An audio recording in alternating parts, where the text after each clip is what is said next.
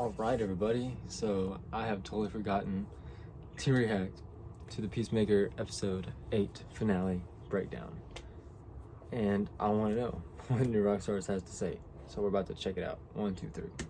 Welcome back to NewRockstars. It's me, MT, and this is a breakdown of the Peacemaker Season 1 finale. It's cow or never. So let's human torpedo ourselves into all the fun hitting details and things that you missed from this incredible wrap-up to the most unique and amazing comic book TV show experiences that I have ever witnessed in my days. Because when the James Gunn shoots, he never misses. Pew pew. But anyways, the season finale, it's cow or never, potentially a play on Elvis Presley's 1960s hit, It's Now or Never, with Peacemaker himself being a product of the 1960s, starts with the ridiculous lyrics of Steel Panther's If You Really, Really Want Me playing in the background in the very same van that they stole from Pause a Moment Veterinary Clinic. Which is hilarious considering that Adebayo's last job was at an animal shelter, and yet somehow her new job finds her working with animals again. But then we're almost immediately hit with the true origins and motivations for this live-action version of Peacemaker when he reveals that his senseless murder of his brother Keith is what has pushed him to fight for peace by preventing senseless deaths like Keith's from happening, which is a lot different from his origins of his comic book counterpart, who initially reluctantly becomes the Peacemaker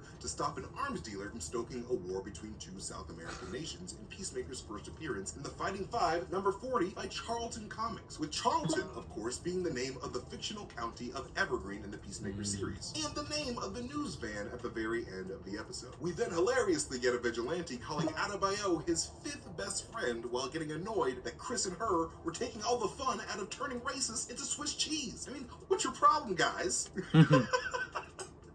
Just kidding, murder is wrong. Which very much goes to show just how much a sociopath like Adrian struggles to get along with society. Because if Chris and Eagly are 1 and 2, then 3 and 4 are likely Harcourt and Economos. Basically, just everybody that he knows. The latter of which makes sense considering Vigilante's very sarcastic concern for his health in the post-credit scene of the finale. Sarcasm? I haven't noticed you eating way more corn chips than anyone human being should eat. And I'm not worried that you're gonna die. But I am worried that you're gonna die.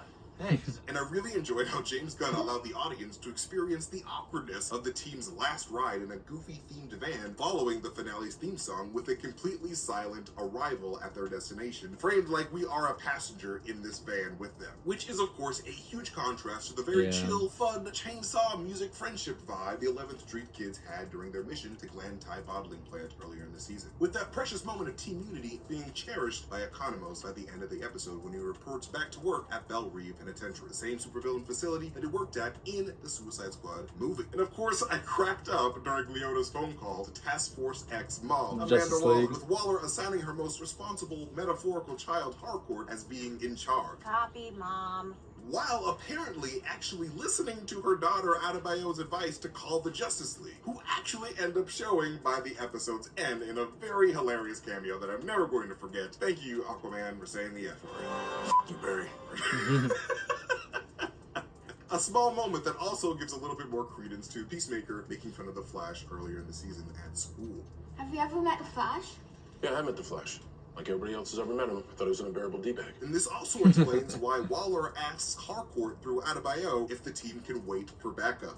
Do we have time to wait for backup? No, they're teleporting the creature out of here. A little clever foreshadowing by James Gunn there. And when the team is preparing to kill that cow, we get a lowdown on all the powers of Peacemaker's 5 remaining helmets out of the 8 that was introduced in episode 1. Underwater World, Scabies for All, Anti-Gravity, Sonic Boom, and of course, Human Torpedo, with Screwdriver, Bound for Good, and Ichiban being left out. And I'm assuming Ichiban is for the scabies. And though we never got to see a flashback of Augie's days as the Peacemaker when he was doing race past, we did get to see the proper execution of a human torpedo when the White Dragon attacked the Econogoat and the Blunder Twins last episode, before, you know, getting an improper execution at the end of the episode with Leota sort of pulling a Drax by attacking the beast from the inside. And hey, in honor of one of the... And then we get this really hilarious exchange about how to properly execute sarcasm. If you're gonna be sarcastic, you should really warn people so there's no confusion. Which is extremely reminiscent of Rocket Raccoon's comment on sarcasm in Guardians of the Galaxy Volume 2, 2. Oh no, you're supposed to use a sarcastic voice.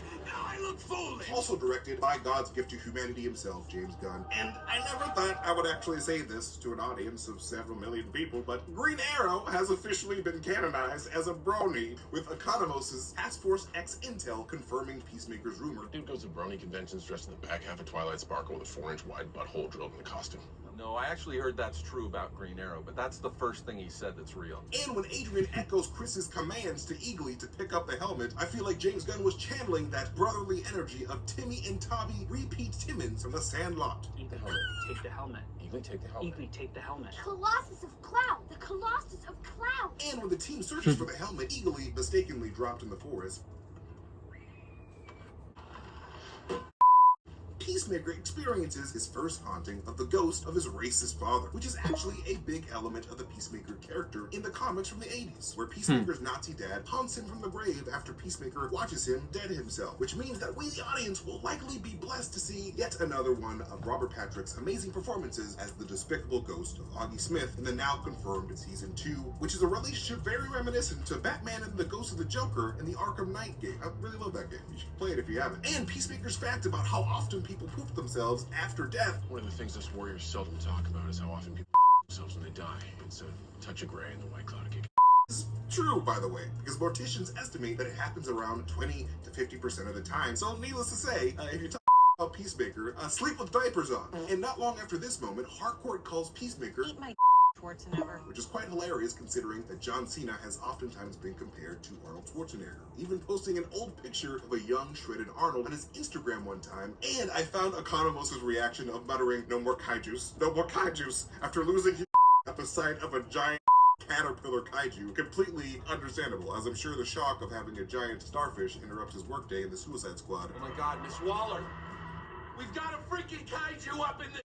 stayed with him specifically for the purpose of him and his therapist having something to talk about. But it was actually Butterfly Locke's reaction of a single tear dropping down his face that I found more surprising, as it shows, much like with Myrn, Locke was technically more human while possessed by a butterfly than he ever was alive, which sort of gives Goff's revelation to Chris of the butterfly's peacekeeping intentions for humanity more credence. Like Goff said, we're kind of messing ourselves up. And when the team storms the ranch to a theme song so nice that they had to play it twice, we got to see Peacemaker do some dope trick shooting with that Peacemaker shield that was lurking in the background of Augie's armory earlier in the season, as well as getting to see Leota Adebayo absolutely f it up. Queen! That's that God-given natural talent that Wallow was talking about in episode 1, baby. And finally, when Adebayo airs out all of Argus's dirty laundry, not only is she standing in front of some really dope Brood Hollow Switchwater posters, which is a reference to the really popular webcomic, and some super dope funny posters of DC Comics characters as manatees like Hawk Manatee, Super Manatee, and Bat Manatee, but her report also includes the sentence, Task Force X quickly assembled a team of motley government agents, or as one might say,